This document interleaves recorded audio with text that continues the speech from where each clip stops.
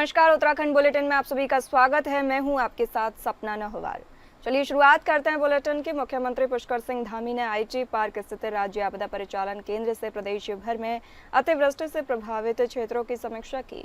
मुख्यमंत्री ने चमोली जिले के नंदानगर क्षेत्र के आपदा प्रभावित गाँव में बचाव एवं राहत कार्यों को और अधिक गति प्रदान करने के निर्देश दिए। चमोली के नंदानगर क्षेत्र में हुई प्राकृतिक आपदा की जानकारी जिलाधिकारी चमोली संदीप तिवारी ने मुख्यमंत्री धामी को दी। मुख्यमंत्री ने गंभीर रूप से घायल व्यक्तियों को तत्काल बेहतर चिकित्सा सुविधा उपलब्ध कराने के लिए एम्स ऋषिकेश एयरलिफ्ट किए जाने के निर्देश दिए। मुख्यमंत्री प्रातःकाल से ही आपदा परिचालन केंद्र तथा जिला प्रशासन के अधिकारियों के साथ निरंतर संपर्क में रहकर राहत एवं बचाव कार्यों की समीक्षा करते रहे। मुख्यमंत्री ने अधिकारियों को निर्देश दिए कि अतिवृष्टि के कारण प्रभावित क्षेत्रों में सड़क, पेयजल आपूर्ति, विद्युत व्यवस्था और नेटवर्क कनेक्टिविटी शीघ्र पुनः स्थापित की जाए। आपदा प्रभावित लोगों के लिए आश्रय, भोजन, स्वच्छ पेयजल और अन्य आवश्यक सुविधाओं की समुचित व्यवस्था की जाए। प्रत्येक प्रभावित क्षेत्रों में पर्याप्त संख्या में चिकित्सक एवं दवाओं की उपलब्धता बनाई जाए ताकि किसी भी आपदा स्थिति में त्वरित चिकित्सा सहायता उपलब्ध हो सके। नंदानगर क्षेत्र में घटना की सूचना मिलते ही जिला प्रशासन एवं पुलिस बल सक्रिय हो गए और बड़ी संख्या में लोगों को सुरक्षित बाहर निकाला गया। वर्तमान में क्षेत्र में राहत एवं बचाव कार्य पूरे समन्वय और तत्परता के साथ जारी है। मुख्यमंत्री ने अधिकारियों को स्पष्ट निर्देश दिए कि प्रभावित गांव के प्रत्येक परिवार तक राहत सामग्री शीघ्र पहुंचाई जाए।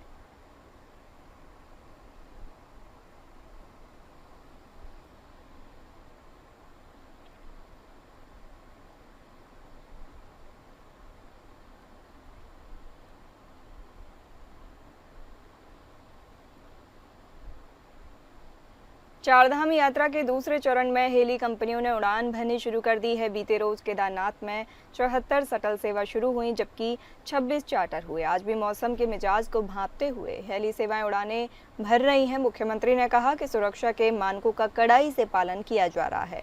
भारत सरकार के सिविल एविएशन के साथ भी इस बाबत बात की गई। इसके बाद मानकों में भी बदलाव लाया गया है। उन्होंने कहा कि सुरक्षा के काम को देखते हुए सिरसी और सहस्त्रधारा में एटीसी भी स्थापित किए गए हैं। वहीं यूकाडा के सीईओ आशीष चौहान ने कहा कि मानकों के विपरीत कोई हेली कंपनी उड़ान न भरे, इसकी पूरी मॉनिटरिंग की जा रही है। इसके साथ ही मौसम के हिसाब से हेली सेवाओं का संचालन किया जा रहा है। आपको बता दें कि 2025 की चारधाम यात्रा में कई बार हेलीकॉप्टर से हादसे हुए हैं, जिनमें कई लोगों ने अपनी जान गंवाई है। इसके बाद सरकार ने नई एसपीओ भी जारी की है।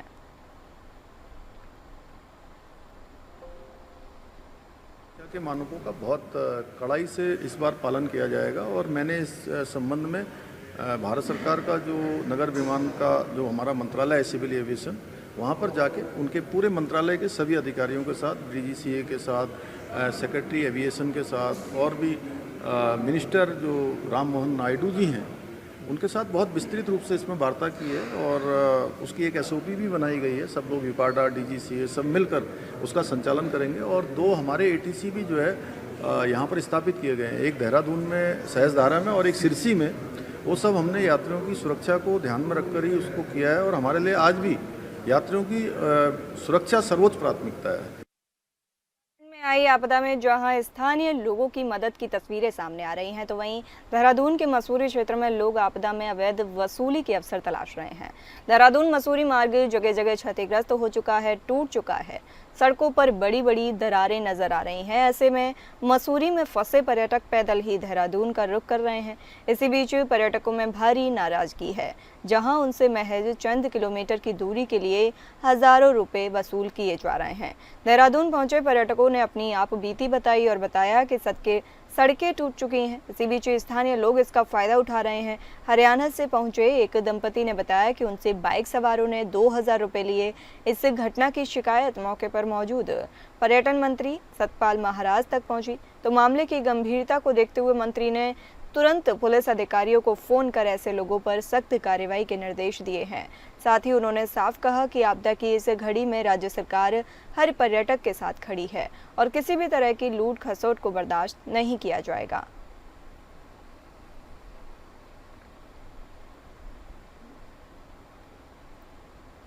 कोई मदद नहीं कर रहे हैं। मतलब और एक्स्ट्रा चार्जेस लगा रहे हैं। 10 किलोमीटर के 1000 रुपये ले रहे हैं एक बंदे के पर हेड के। 10 किलोमीटर एक बंदा जाएगा तो 1000 रुपये 10 किलोमीटर तक के बाइक पे बिठाने के लिए। तो आप लोग अलग अलग बैठ के आए? अलग अलग 2000 रुपये पे करके आए हैं। और बाइकों का ये है, इनका कोई समाधान होना चाहिए। एक बार जो आके फंस गया वो फंस ही गया, मतलब फिर उसके पास कोई भी दूसरा चारा नहीं है यहाँ से निकलने का। आपने जो मुझे बताया उसके लिए निश्चित रूप में मैं भी कहने जा रहा हूँ, और मैं निश्चित रूप में नहीं चाहूँगा कि किसी यात्री का जो ट्रांजिट कर रहे हैं और ट्रांसशिपमेंट कर रहे हैं उनका कोई एक्सटॉर्शन हो, तो निश्चित रूप में उसको हम रोकते हैं। हरिद्वार की मनसा देवी पहाड़ियों पर लगातार भूस्खलन का खतरा मंडरा रहा है।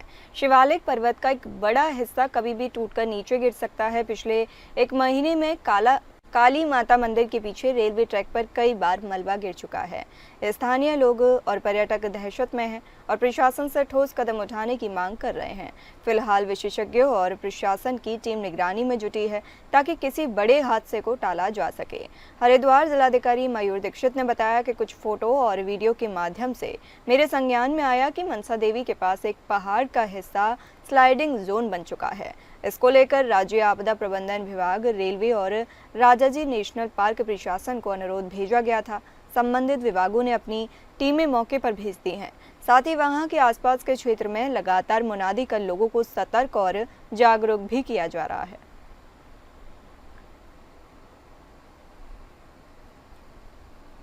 हरिद्वार के जिलाधिकारी माननीय महोदय से मेरा विनम्र निवेदन और एक अपील है जनहित में।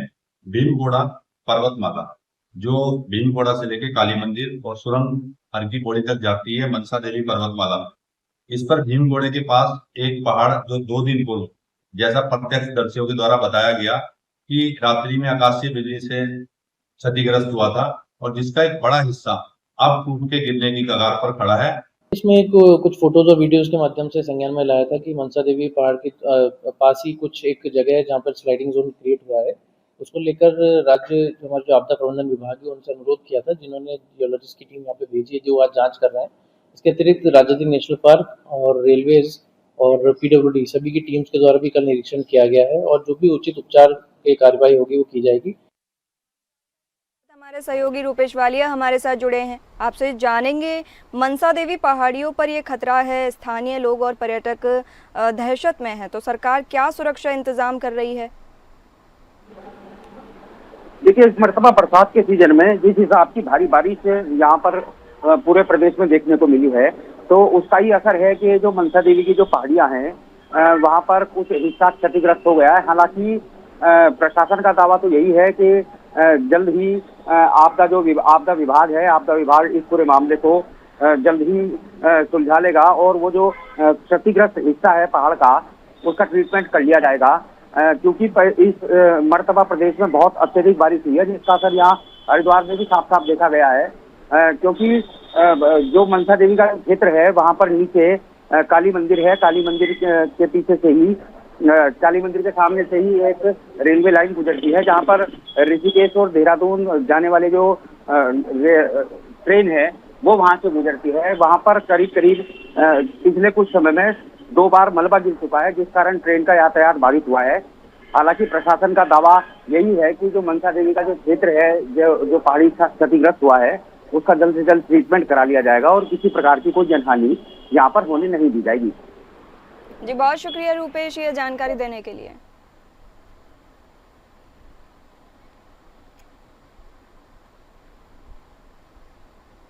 विकासनगर में दैवीय आपदा से हुए नुकसान को लेकर राजनीति गर्मा गई है। चक्राता के विधायक और पूर्व नेता प्रतिपक्ष प्रीतम सिंह ने आज अपने सैकड़ों समर्थकों के साथ कालसी SDM कार्यालय का घेराव किया। आरोप है कि प्रशासन ने अब तक आपदा से हुए नुकसान का आकलन तक नहीं किया और राहत बचाव कार्यों में घोर लापरवाही भी बरती गई। विधायक प्रीतम सिंह ने प्रशासन को चेतावनी देते हुए कहा कि यदि स्थिति का संज्ञान जल्द नहीं लिया गया तो आंदोलन को और तेज किया जाएगा। इस मौके पर जिला पंचायत सदस्य संजय किशोर, वीरेंद्र सिंह रावत और जिला पंचायत उपाध्यक्ष अभिषेक सिंह भी मौजूद रहे।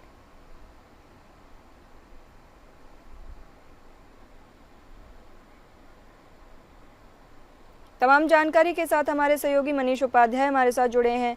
आपसे जानेंगे क्यों घेराव किया जा रहा है। सरकार तो आश्वासन देती रहती है सबके लिए कि राहत कार्य किए जा रहे हैं, फिर क्यों ये घेराव है?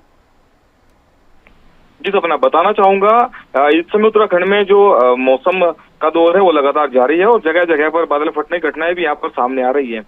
ऐसे में जो है सियासत यहाँ पर गरमाई हुई नजर आ रही है और जो कांग्रेस के विधायक हैं प्रीतम सिंह और पूर्व पक्ष नेता भी हैं ये चक्राता से, और इन्होंने जो है गंभीर आरोप लगाते हुए कहा है कि यहाँ पर जो है सरकार या फिर जो एसडीएम है, जो टीम गठित की गई है वह सही तरीके से आकलन नहीं कर पा रहे हैं। जो यहाँ पर नुकसान हुआ है उसको लेकर के जो है सैकड़ों कार्यकर्ता है उनके साथ पर यहाँ पर जाकर के इन्होंने घेराव किया है तहसील में जाकर के एसडीएम का, और जो चक्राता के जो विधायक हैं और सैकड़ों कार्यकर्ता के साथ जो है वो कार्यालय पहुंचे और उन्होंने जो है आपदा के हुए नुकसान को लेकर के यहाँ पर घोर लापरवाही बरतने के जो आरोप लगाए हैं वह एसडीएम पर लगाए हैं, और साथ साथ उन्होंने यह भी कहा है कि अगर स्थिति का जल्द संज्ञान नहीं लिया गया तो इस आंदोलन को जो है तेज भी किया जाएगा। जी सपना जी, प्रशासन का क्या रिएक्शन है फिर इस पर?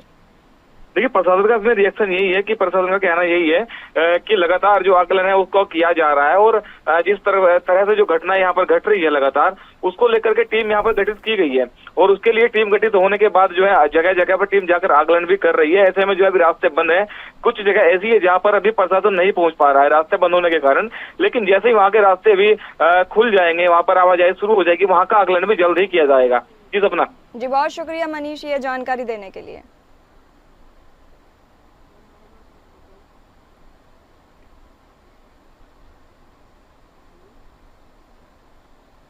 सतारगंज क्षेत्र के लौका गोटा ग्राम सभा में बीते दिनों बाढ़ से पूरा क्षेत्र जलमग्न हो गया था। इन क्षेत्रों में कच्चे घरों में रह रहे ग्रामीणों का काफी नुकसान हुआ था। मुआवजे की मांग को लेकर आजाद समाज पार्टी भीम आर्मी के जिला अध्यक्ष सतेंद्र कुमार ने आपदा पीड़ित ग्रामीणों के साथ तहसील में धरना दिया। इसके बाद प्रदर्शनकारियों ने तहसीलदार हिमांशु जोशी को ज्ञापन देकर क्षेत्र का पुनः सर्वे और छूटे हुए प्रभावितों और पात्रों को मुआवजा राशि देने की मांग की है। उन्होंने प्रशासन से आपदा प्रभावितों की लिस्ट की मांग की। इस क्षेत्रों में बाढ़ के चलते पानी में डूबने से 2 लोगों की मौत भी हो गई है। उधर तहसीलदार हिमांशु जोशी ने बताया कि तहसील स्तर से टीम बनाकर सर्वे कराया गया है, पात्रों को ही मुआवजा दिया गया है। उन्होंने कहा कि अगर किसी को आपत्ति है तो प्रार्थना पत्र के आधार पर दोबारा जांच कराई जा सकती है, लेकिन पात्रों को ही नियम और मानकों का पालन करते हुए मुआवजा दिया गया है।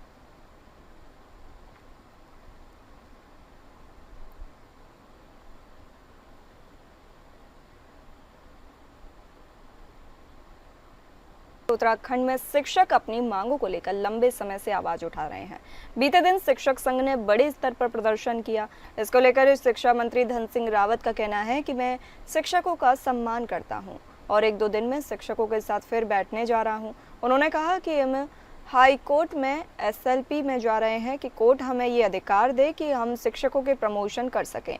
प्रमोशन के पद पर्याप्त हैं, इसलिए हम चाहते हैं कि सरकार, मुख्यमंत्री और विभाग सभी की इच्छा है, लेकिन कोर्ट के कारण हमारे हाथ बंधे हैं। 23 तारीख को कोर्ट में डेट लगी है और हमें विश्वास है कि इसमें कोई फैसला ज़रूर होगा।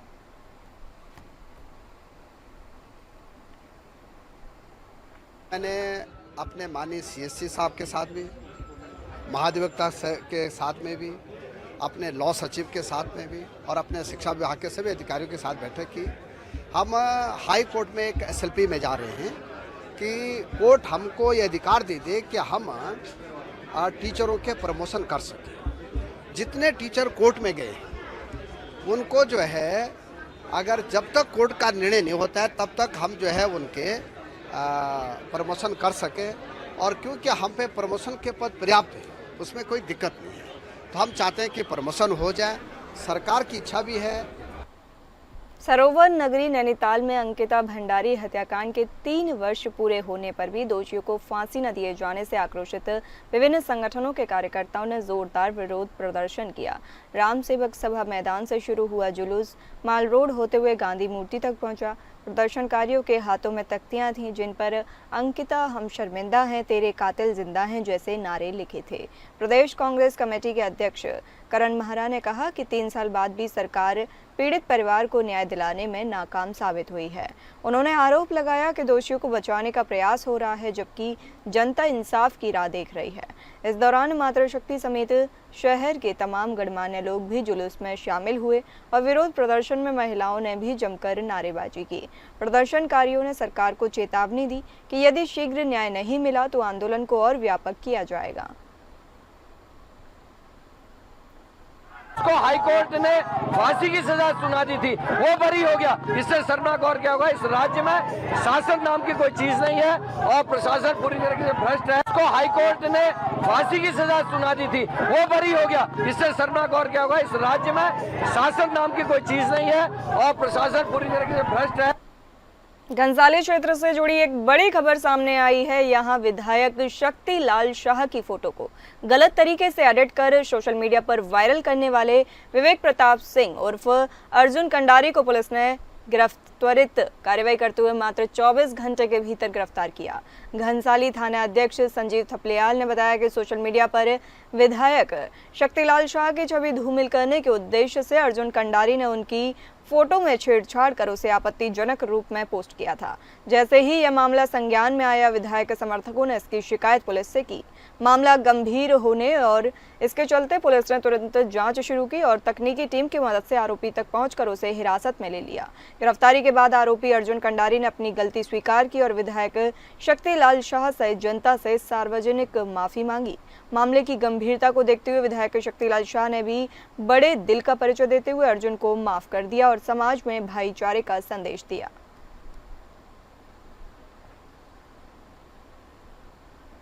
मैं ये संदेश देना चाहता हूँ भाई जी, ये जो इस भाई ने डाली ये पोस्ट कोई और न डाले और सभी लोगों से अनुरोध है कि ऐसी ये पोस्ट को शेयर ना करें। अगर करते हैं कि आगे के लिए इनके लिए कड़ी से कड़ी सजा हम दिलाएंगे। विधायक जी का कहना ये है कि उसको क्षमा प्राप्ति करता हूँ मैं, जो भी उसने गलती कर दी है। नहीं तो लोग बहुत आक्रोश हैं, नहीं तो लोग डीएम के जाने के लिए भी कार्रवाई करने के लिए तैयार थे। मेरे एक आपत्तिजनक पोस्ट किया है जो कि माननीय विधायक शक्तिलाल शाह जी का था, तो मैं उस चीज़ के लिए क्षमा मांगता हूँ उनसे और माननीय विधायक जी ने भी मुझे क्षमा कर लिया है इस चीज़ के लिए। मैं उनका बहुत बहुत धन्यवाद आभार करता हूँ और ऐसी भविष्य में ऐसी गलती दोबारा नहीं होगी और ऐसी पोस्ट हमें करनी भी नहीं चाहिए, क्योंकि ये बहुत ही आपत्तिजनक पोस्ट थी, वो करनी भी नहीं चाहिए थी।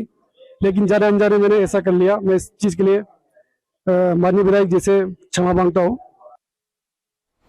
रुड़की में फर्जी अस्पतालों के खिलाफ महानगर कांग्रेस कमेटी का गुस्सा फूट पड़ा है, जिसके चलते महानगर कांग्रेस कमेटी के जिला अध्यक्ष राजेंद्र चौधरी के नेतृत्व में ज्वाइंट मजिस्ट्रेट दीपक सेठ को एक ज्ञापन दिया गया है। इस ज्ञापन में क्षेत्र में चल रहे गरीब लोगों का खून चूसने वाले फर्जी अस्पतालों पर कार्रवाई करने की मांग की गई है। इसके साथ ही राजेंद्र चौधरी के द्वारा 7 दिन में कार्रवाई नहीं होने पर धरना प्रदर्शन की चेतावनी भी दी गई है। बता दें कि ईदगाह चौक के पास स्थित जीवनदीप नर्सिंग होम नाम के एक विवादित अस्पताल में 6 दिन पहले हंगामा हो गया था। हंगामे की न्यूज़ कवर करने के लिए एक स्थानीय पत्रकार और एक महिला पत्रकार पहुंचे थे, जहां पर से इस विवादित अस्पताल के स्टाफ के द्वारा पत्रकारों के साथ अभद्र व्यवहार किया गया था और उन पर हमला करने का प्रयास भी किया गया था। जिसके बाद स्वास्थ्य विभाग की टीम ने अस्पताल पर छापा मारकर अस्पताल को सील कर दिया। जिसके बाद अस्पताल से पीड़ित हकीमपुर तुर्रा गाँव निवासी आजम नाम के एक गरीब व्यक्ति ने अस्पताल प्रबंधन पर बंधक बनाने का आरोप लगाया था और पुलिस को तहरीर देकर अस्पताल संचालक पर कार्रवाई की मांग की थी। पुलिस अभी मामले की जांच कर रही थी, लेकिन आज महानगर कांग्रेस कमेटी का गुस्सा गरीब मजदूर लोगों का खून चूसने वाले ऐसे फर्जी अस्पतालों के खिलाफ फूट पड़ा है, जिसके चलते महानगर कांग्रेस कमेटी के जिला अध्यक्ष राजेंद्र चौधरी के नेतृत्व में ज्वाइंट मजिस्ट्रेट दीपक सेठ को एक ज्ञापन दिया गया है।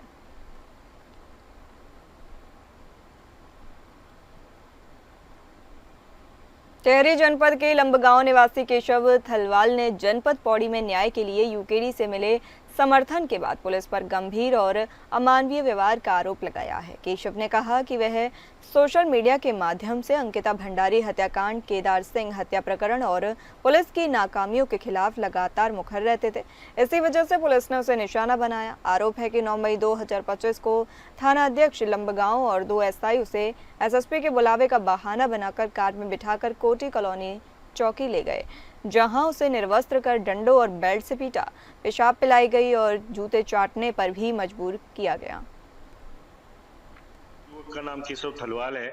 ये लमगांव टिहरी गढ़वाल प्रताप नगर क्षेत्र का रहने वाला है और इसका जो अपराध है कि ये जो है पुलिस के जो अपराध है, मतलब पुलिसकर्मी जो अपराधियों को बचाते थे या अपराधियों को संरक्षण देते थे, उन वीडियोस को ये बनाता था। इसने अंकिता भंडारी हत्याकांड में भी वीआईपी के नाम को जोर शोर से उछाला था। समय समय पर ये पुलिस जहां जहां अपराधियों को बचाने का प्रयास करती है या किसी के साथ जो निर्दोष होता है उसे फंसाने का प्रयास करती है, वहां ये आवाज उठाता था और इसको उसका दंड भोगना पड़ा है। नशा मुक्त देवभूमि मिशन के तहत रुद्रप्रयाग पुलिस ने अवैध मादक पदार्थों की बिक्री और तस्करी पर पूर्ण रूप से अंकुश लगाने के लिए सघन चेकिंग अभियान तेज कर दिया है। नशा तस्करों के विरुद्ध कड़ी वैधानिक कार्रवाई की जा रही है। साथ ही जिले के विभिन्न क्षेत्रों में अवैध भांग की खेती को नष्ट करते हुए स्थानीय लोगों को नशे के दुष्परिणामों के प्रति जागरूक किया जा रहा है।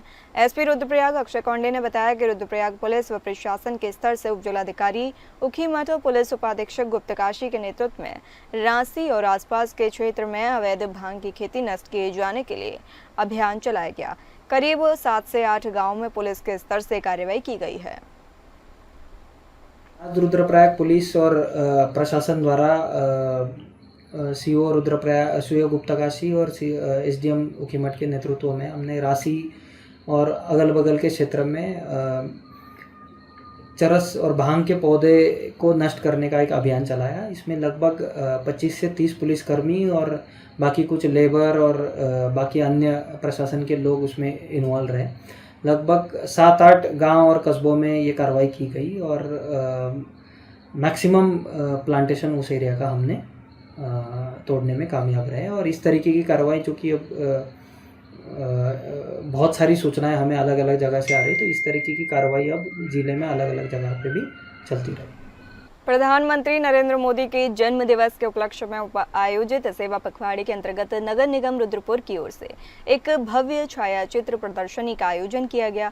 इस प्रदर्शनी में मोदी जी के बचपन, संघर्षमय जीवन यात्रा से लेकर आज तक की विकास गाथा को प्रभावशाली ढंग से प्रस्तुत किया गया। प्रदर्शनी में स्वच्छ भारत अभियान, एक पेड़ मां के नाम, डिजिटल इंडिया, अंतरिक्ष शक्ति, घर घर में उजाला, मेरे देश के जवान, आतंकवाद को मुंह तोड़ जवाब और रक्षा बलों का कायाकल्प जैसे विषयों पर विशेष झलकियां आकर्षण का केंद्र रहीं। बड़ी संख्या में पहुंचे लोगों ने मोदी जी की कार्यशैली और राष्ट्र सेवा को नजदीकी से महसूस किया। आज प्रधानमंत्री जी को मैं बहुत बहुत शुभकामनाएं देता हूं, बधाई देता हूं। और आज नगर निगम के अंदर उनके कार्य, उनके बचपन से लेके जो उनके स्कूल टाइम था, उसके बाद से जो उन्होंने एनसीसी के माध्यम से, फिर उसके बाद से उन्होंने जो भी जिस प्रकार का योगदान समाज को दिया है, चाहे वो एक साधु के रूप में, चाहे एक प्रचारक के रूप में, वो सारे कार्यों की प्रदर्शनी लगी हैं। जो जो योजनाएं प्रधानमंत्री जी लाए हैं, अभी हमारे जिला अध्यक्ष जी ने और हमने इसका उद्घाटन किया है। फिलहाल इस बुलेटिन में इतना ही। नमस्कार।